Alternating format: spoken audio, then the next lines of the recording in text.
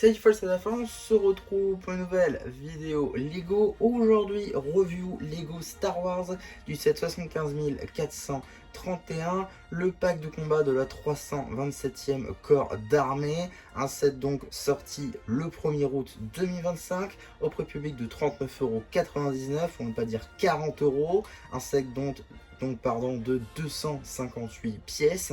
Un set, on va dire, assez onéreux pour 40 €, ça ne vaut pas du tout. On va bien sûr y revenir en regardant le contenu. En tout cas, un set que j'ai évidemment pas payé plein pot, hein. J'en ai déjà parlé dans une précédente vidéo, mais je l'ai eu à 31,99 € à Smith Toys. Notez que c'est aussi disponible à ce prix-là à Auchan si ça vous intéresse. En tout cas, voilà, si vous voulez vraiment l'avoir, on va dire, pour moins cher, je peux vous renvoyer vers ces différentes enseignes qui du coup proposent déjà un petit peu moins cher, hein, après un peu plus d'un mois de sortie. En tout cas, on va tout de suite regarder le contenu en commençant par le plus intéressant, les mini-figurines. Juste ici, vous avez la figurine du soldat clone de la 327e, avec donc tout qui est nouveau, hein, c'est très simple.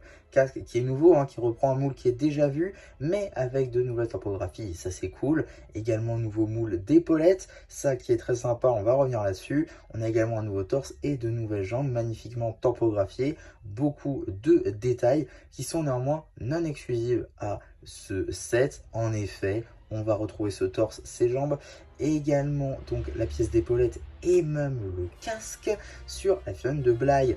Donc ouais, hein, la figurine n'est pas inédite, enfin si, est inédite, mais non exclusive, ce qui n'en reste pas moins très cool, hein, avec une très belle dose de topographie et de détails.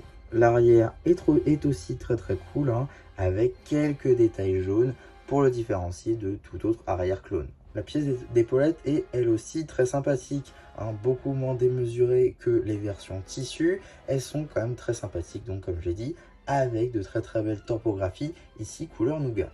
Sous le casque, on va retrouver un visage clone, tout ce qu'il y a de plus classique. En termes d'accessoires, un fusil moyen laser, tout ce qu'il y a de plus classique là encore. Cette figurine est présente en deux exemplaires. Car le troisième exemplaire est identique à l'exception des accessoires avec un petit fusil laser ainsi que des jumelles. Quant au dernier, ce sera un grand fusil plus silencieux, représenté avec cette pièce donc de bougie en noir très sympathique, technique déjà utilisée notamment dans le Battle Pack de la 501e, et également, petite variation cette fois-ci, hein, sinon tout le reste est exclusif, on va retrouver le nouveau viseur très sympathique qui est déjà disponible donc en 3 exemplaires dans cette boîte, donc ça c'est très cool.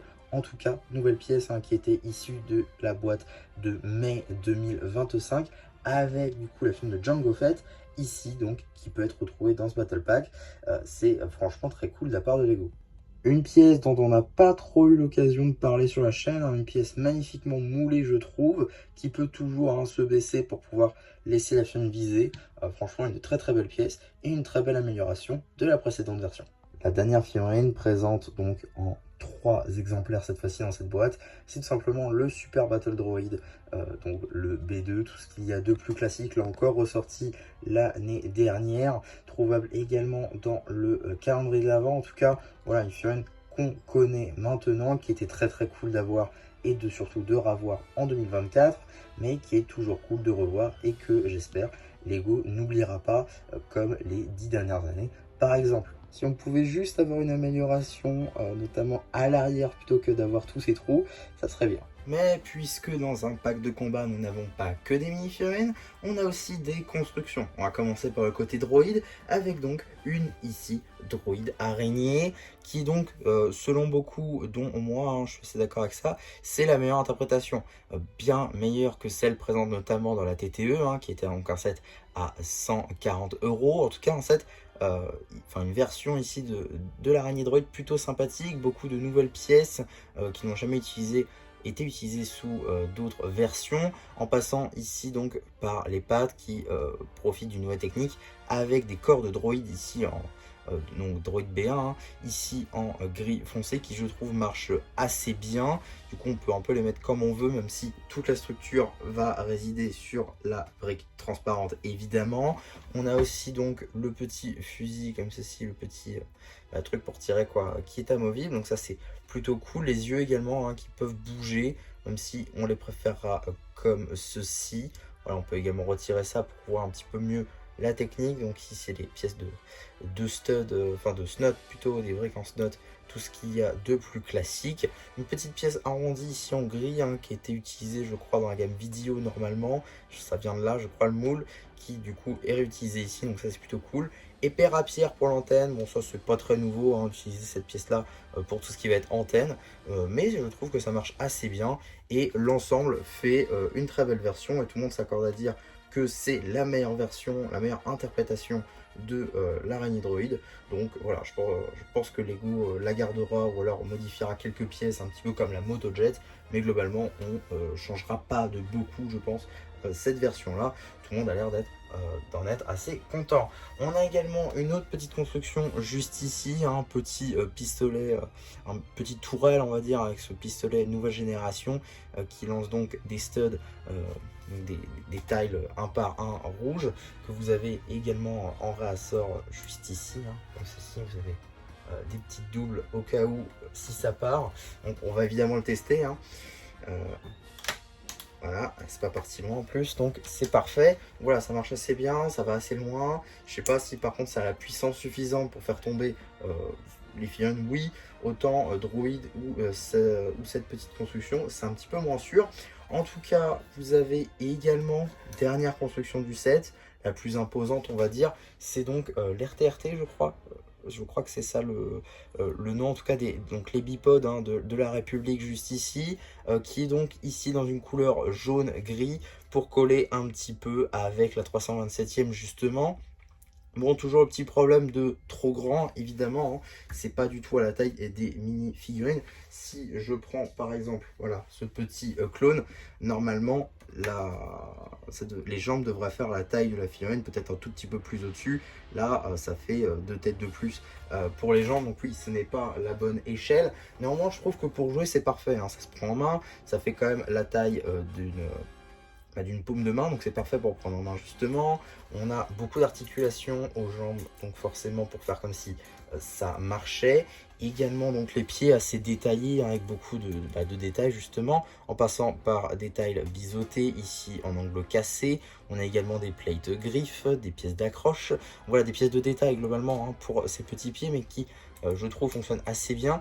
On a également des briques modifiées avec les petites accroches à tic, donc ça c'est plutôt sympa. C'était déjà présent sur les anciennes versions, en passant notamment par la version de la 501e sortie en 2020, qui était déjà beaucoup plus grande, donc on va dire que c'est un avancement sur cette version là.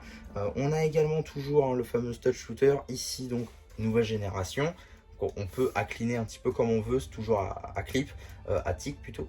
Tac, et là, voilà. Donc là j'ai tiré vers le sol pour éviter que ça parte partout. Mais là encore ça peut partir assez loin, hein, c'est la même technique que l'autre de toute façon. Beaucoup de stickers par contre, notamment donc un ici, un là, un ici et encore un ici. Fort heureusement les commandes elles sont tampographiées et ça c'est cool. On a évidemment le guidon pour y asseoir pardon, un clone. On a également les petites antennes à l'arrière. Toujours pas mal de détails, de gribbling, ça c'est plutôt cool. Pièces de lingots, des pièces d'angle, des coupelles, juste ici des pièces de grille également.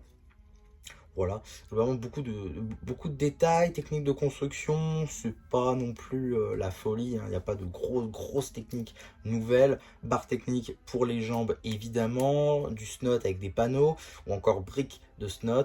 Toute cette partie là, ici, pareil, hein, on vient sur cette petite pièce de panneau. Voilà, il n'y a pas de grande technique, mais le rendu quand même vient...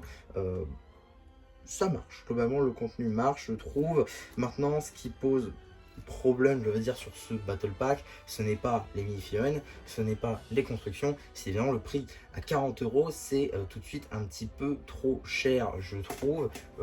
30 aurait été déjà très bien. Peut-être si vous le trouvez à 25, là faut foncer, c'est une très bonne offre. Mais personnellement à 32, voilà, je le voulais pour ma collection de clones évidemment. Donc c'est évidemment pour ça que je l'ai pris et je suis très content, hein, de ne pas être passé à côté. Contrairement à la TTE par exemple, ou encore la canonnière. Voilà. c'est pas encore mort, hein, à la fin de l'année ça sort, mais voilà, je pourrais en prendre qu'une sur les deux, quoi.